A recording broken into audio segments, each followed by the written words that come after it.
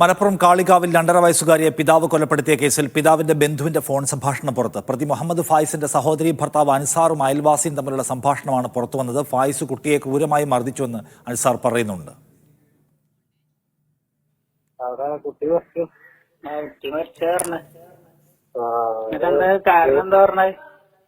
കാരണം നെറ്റിങ്ങലും കുണ്ടുമലൊക്കെ മുറികളുണ്ട്. അപ്പൊ പോസ്റ്റ്മോർട്ടം ആണെന്ന് പറഞ്ഞിരിക്കുന്നത്. പോസ്റ്റ്മോർട്ടം ചെയ്ത ഫായിസ് കൊലക്കുട്ടിന്റെ ചോറും വേണ്ടി വരും. കാരണം എന്താന്ന് വെച്ചാല് ആ കുട്ടീനെ ഒറ്റ ചവിട്ടാ ഉച്ചക്ക് കുട്ടി ബാക്കിൽ കളിച്ചെന്ന് തല ചുമരിനൊക്കെ കടന്നിട്ടാണ് അവിടെ. ആ കഴിഞ്ഞ 2 മിനിറ്റ് കഴിഞ്ഞിട്ട് ആ കുട്ടിക്ക് സംഭവിച്ചു.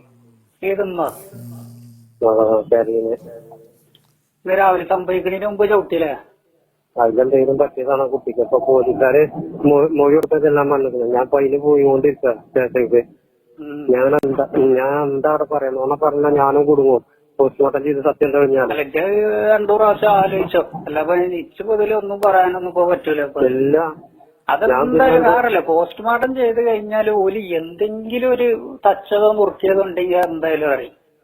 ഉറപ്പാണ്. ഒന്നെങ്കിൽ അവന്റെ ചവിട്ട് മറുമത്ത്, അല്ലെങ്കിൽ ആ ചുമരുമ്പോ പോയി തല കുട്ടീന്റെ ബാക്ക് ഭാഗം കുത്തിയത് അവിടെ, അല്ലെങ്കിൽ അവിടെ. സാജിദ് അജ്മൽ കൂടുതൽ വിവരങ്ങൾ നൽകാൻ മലപ്പുറത്ത്. സാജിദ്, ഈ പുറത്തു വരുന്ന ഓഡിയോ സംഭാഷണത്തിൽ എന്തൊക്കെ കാര്യങ്ങളാണുള്ളത്?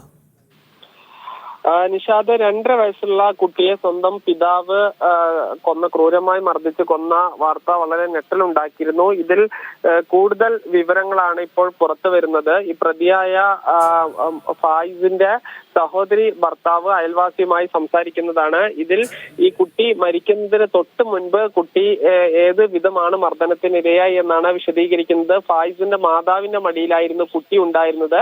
ആ കുട്ടിയെ ബലം പ്രയോഗിച്ച് വാങ്ങുകയും ശക്തമായി ചവിട്ടുകയും ചെയ്തു. ഈ ചവിട്ടേറ്റ കുട്ടി ചുമരിൽ പോയി കുട്ടിയുടെ തലയടിച്ചു തുടങ്ങിയ കാര്യങ്ങളാണ് ഇതിൽ പറയുന്നത്. എന്തായാലും ഈ ഓഡിയോ സംഭാഷണവും കേസന്വേഷണത്തിൽ നിർണായകമാകും.